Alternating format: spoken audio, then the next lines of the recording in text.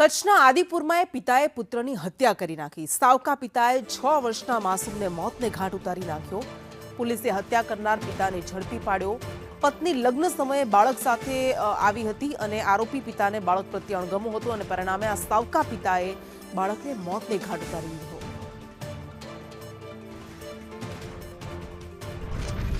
ફરિયાદી તેમના 6 વર્ષના બાળક રાહુલનું તેમના જ બીજા પતિ દ્વારા પાણીના ખાડામાં નાખીને મોત નિપજાવવામાં આવેલું હતું।